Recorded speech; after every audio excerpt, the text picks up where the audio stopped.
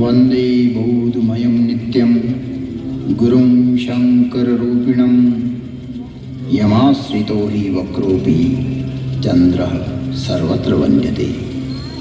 भवानी शंकरौ वंदे श्रद्धा विश्वासरूपिणौ याभ्यां विना न पश्यन्ति सिद्धः स्वान्तः स्थमीश्वरम्। तुम त्रिभुवन गुरु वेद बखाना, आन जीव पावर का जाना। विश्वनाथ ममनाथ पुरारी, त्रिभुवन महिमा विदित तुम्हारी, विदित तुम्हारी, विदित तुम्हारी।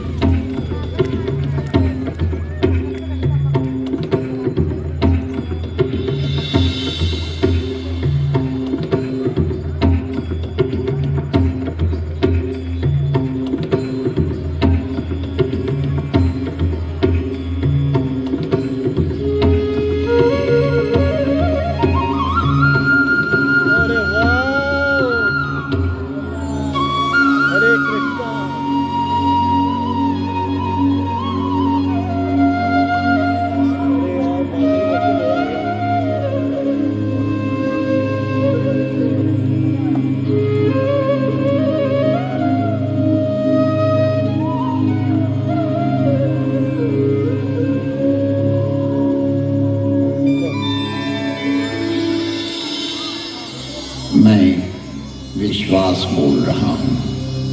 मैं सर्वव्यापी हूँ। मेरा संपूर्ण विश्व में वास है, क्योंकि मैं विश्वास हूँ, विश्वास हूँ, विश्वास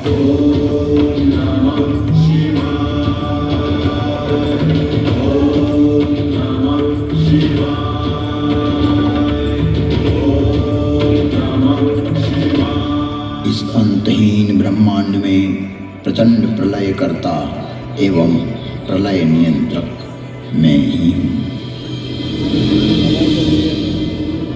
मेरा विज्ञान रूपी विधाता एवं विष्णु इतना विकसित, विस्तृत और व्यापक है, जो कि जीव मात्र की क्रिया, प्रतिक्रिया, विचार, सुविचार, कर्म, सुकर्म तथा जन्म जन्मांतरों की सारी चेष्टाएं इस प्रकाशपुंज में संरक्षित रखता है और फल सुफल का प्रतिफल यहीं से प्रादुर्भूत होकर परिणाम में परिवर्तित होता रहता है। मेरी इस संरचना में से किसी का कोई भी किया हुआ कर्म मिटाया नहीं जा सकता। जन्म हेतु सब कह पितु माता, कर्म शुभा शुभ देई विधाता। जन्म का कारण तो माता पिता ही होते हैं। लेकिन शुभ और अशुभ कर्मों का फल तो विधाता रूपी विज्ञान ही देता है। यही है उद्भव, पालन एवं विलय की प्रक्रिया। इस ब्रह्मांड का संचालन मेरा ज्योति स्वरूप लिंग स्वतः ही संचालित करता रहता है। यहाँ एक स्पष्टता आवश्यक है कि पुरुष नपुंसक नारी वा जीव चराचर कोई, सर्वभाव भज कपट तजी, मोहि परम प्रिय सोई। इस चराचर जगत में व्याप्त जीव मात्र, चाहे वो पुल्लिंग हो, स्त्रीलिंग हो, नपुंसकलिंग हो या चराचर जगत में किसी का भी प्रतीक हो, अर्थात किसी भी लिंग का जीव हो, कपट छोड़कर जो भी सर्वभाव से मुझे बचता है वही मुझे परम प्रिय है। यहाँ लिंग का अभिप्राय श्रेणी, वर्ग, वर्ण, विभाग से है, किसी के प्रतीक से है, न कि कोई अंग विशेष।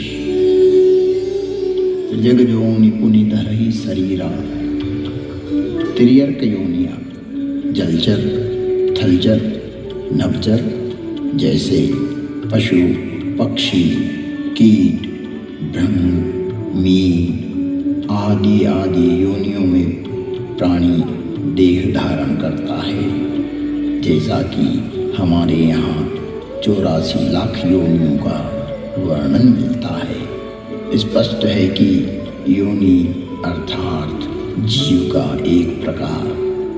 जगत में शिवलिंग एवं योनि को अंग विशेष के रूप में प्रचारित करना सनातन धर्म को प्रदूषित करने की कुचेष्टा है। शिवलिंग एक ज्योति का स्वरूप है। आज भी शिव के 12 स्थान ऐसे हैं जिन्हें ज्योतिर्लिंग ही कहा जाता है। जो प्रतीक यहाँ प्रदर्शित किया जा रहा है यह है शिवलिंग। और अंतरिक्ष में चारों तरफ घूमती हुई वो सारी योनियाँ हैं। यह है मूल स्वरूप जो यहाँ उद्घाटित किया गया ताकि जगत में व्याप्त भ्रांतियाँ दूर हों। शिव में विश्वास, उनकी व्यापकता एवं विराटता ही शिव के प्रकाश पुंज की संज्ञा है। अर्थात शिवलिंग शिव की पहचान का द्योतक है,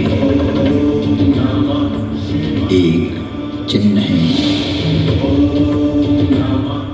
एक प्रतीक है। ये शिव द्वार में प्रवेश करने का प्रथम अक्षर। शिव है द्वार, एक भीतरी प्रवेश के लिए यह है प्रतीक। इस स्पष्टता के उपरांत भी भ्रामक अर्थ प्रचारित करना उचित नहीं है।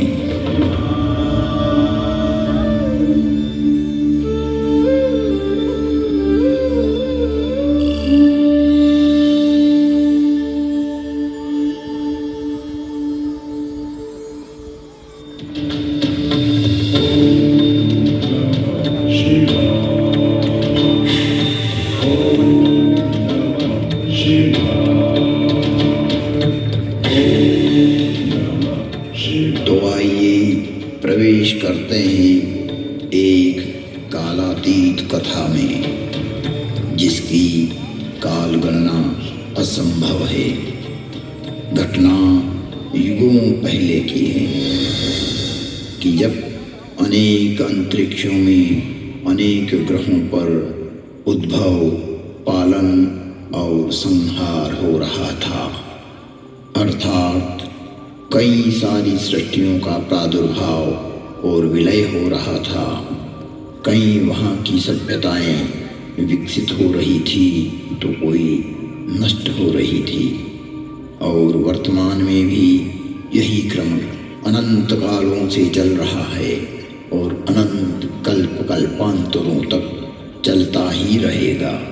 यह अंतहीन क्रम है, परंतु यह घटना इस पृथ्वी नामक ग्रह की है कि जब यहाँ सब कुछ निशब्द था, समस्त पृथ्वी जल आप्लावित थी, तभी भगवान विष्णु ने वराह रूप धारण कर पृथ्वी के कुछ भाग को जल से बाहर निकाला,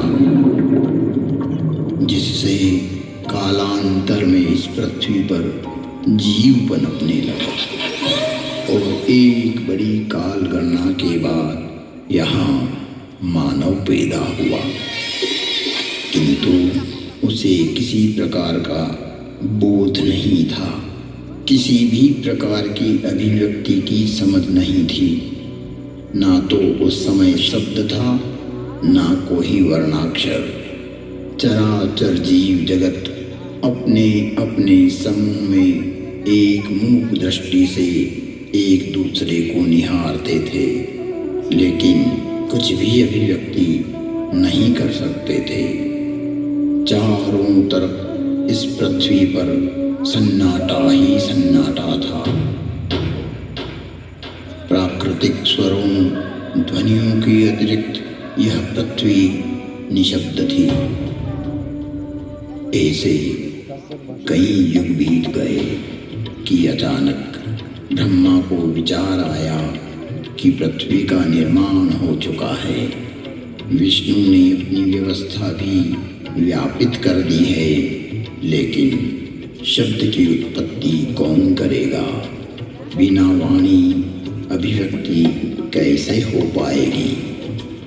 जब ब्रह्मा और विष्णु को प्रेरणा हुई कि देवों के देव महादेव ही इस सृष्टि में शब्द की स्थापना कर सकते हैं, शब्द ब्रह्म का दान दे सकते हैं,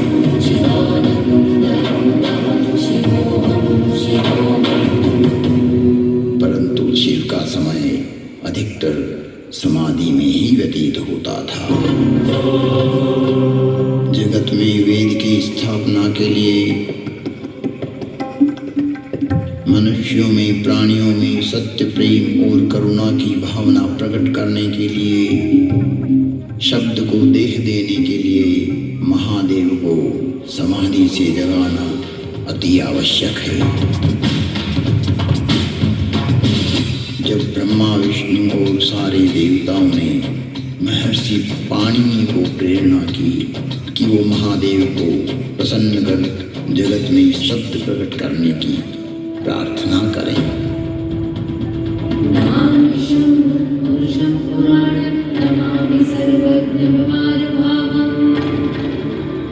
महर्षि पाणिनि की निष्प्रिय एवं जगत कल्याण की भावना से की गई तपस्या ने भगवान शिव की समाधि में विघ्न डाला। महादेव की समाधि असमय भंग हो गई। महादेव की जागते ही उनका रौद्र रूप प्रकट हुआ और उन्होंने अपना नाद शस्त्र डमरू उठाया और भयंकर तांडव करने लगे।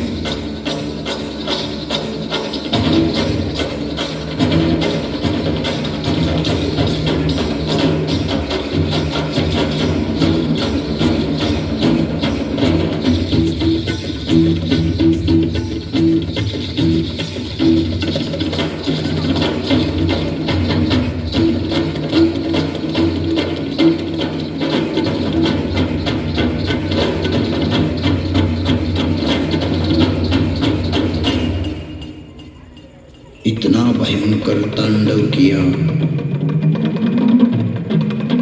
कि पृथ्वी हिलने लगी, आकाश में बिजलियां कौंधने लगी।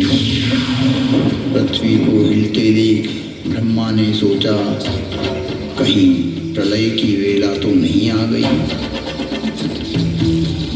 चारों तरफ समुद्र में उफान आ रहा था।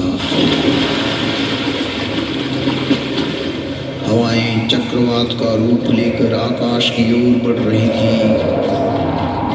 पूरी पृथ्वी अपनी दूरी पर ऐसे डोलने लगी मानो पृथ्वी समुद्र पर तैर रही हो। तब महादेव ने अपना डमरू बजाया और असमय समाधि में हुए विघ्न के कारण तांडव करते हुए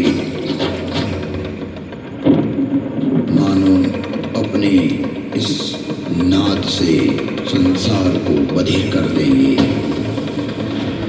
इस सृष्टि को समाप्त कर देंगे और उसकी तीव्रता को प्रकट करते हुए प्रचंड एवं भीषण घनघोर ध्वनियां पैदा करते हुए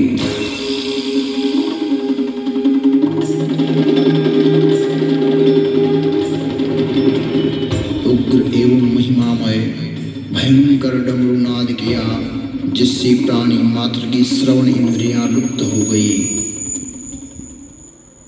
नाद इतना भयावह था कि प्राणी मात्र के कर्ण भेद हो गए। कुछ काल के लिए यह स्थिति बन गई। महादेव तांडव करते हुए अपने उग्र नाद वाद्य से कुछ ऐसी शाब्दिक रचना की जो आज इस भूमंडल पर शब्द और श्रवण का कारण है, जिसे महर्षि पाणिनि ने अवरुद्ध हुई अपनी श्रवण इंद्रियां पुनः जागृत होने पर शब्दों में पिरोया। जगत कल्याण के लिए महादेव की प्रेरणा से नाद वाद्य से निकली हुई ध्वनियां जो आज इस संसार में व्याप्त है। इस भूमंडल पर कोई भी व्यक्ति किसी भी भाषा में अपनी अभिव्यक्ति करता हो, उसका उद्गम स्रोत महादेव का डमरू ही है। और वो डमरू इस प्रकार बोला, ऐं ऋल ऋक् ऐं ऐऔच हयवरट् लन् यमगणनं जभय गणदश जबगणदश खपचटत चटतव कपय शशशर हल।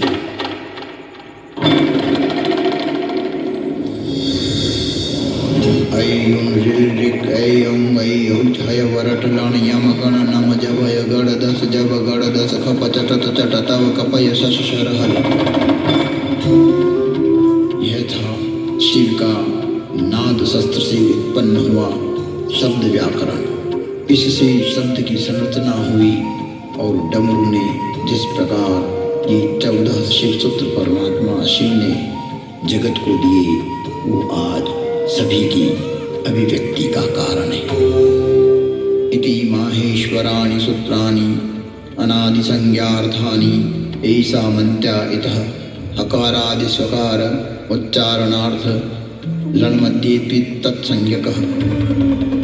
शिव के नाद तांडव के बाद संज्ञा, संधि, ओष्ठ, जिह्वा, कंठ, नासिका, पुल्लिंग, स्त्रीलिंग, नपुंसकलिंग आदि आदि वर्णों की उत्पत्ति के स्थान तय हुए। वाणी में व्यापकता आई, वाणी की श्रेणियां निर्धारित हुई, वर्ण का लिंग तय हुआ। मुख और नासिका से एक साथ उच्चारित होने वाले वर्णों की उत्पत्ति हुई, जो लघु सिद्धांत कौमुदी में संक्षिप्त रूप से वर्णित है, जिसका विस्तार सिद्धांत कौमुदी में प्रतिपादित हुआ है, जिसे हम अल्प समय में अभिव्यक्त नहीं कर सकते। शिव के निनाद तांडव के उपरांत महर्षि पाणिनि ने शब्द की रचना की और अक्षर को रूप देने के लिए प्रथम प्रार्थना की। नत्वां सरस्वतीं देवीं शुद्धां गुण्यां करोम्यहं पाणिनीय प्रवेशाय लघु सिद्धांत कौमुदी। महर्षि पाणिनि ने विनय कर लघु सिद्धांत कौमुदी की रचना की, जो आज इस जगत में सर्व भाषाओं का मूल है, जो कि सनातन है, शाश्वत है। नृत्यावसाने नटराजराजः ननादढक्वां नवपञ्चवारं उद्वर्तु कामादि सनकादि सिद्धै एतद्विमर्शे शिवशत्रुजालम्।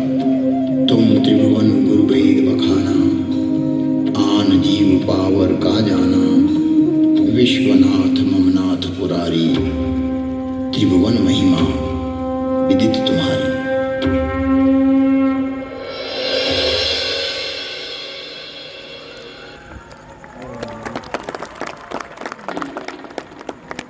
ओम नमः शिवाय। जिन पर्यटकों के पास व्यूइंग गैलरी का टिकट है, जो कि 270 फीट और 280 फीट पर है, वो पर्यटक लिफ्ट लॉबी की तरफ प्रस्थान करें। व्यूइंग गैलरी कुछ ही समय में बंद होने वाला है। धन्यवाद।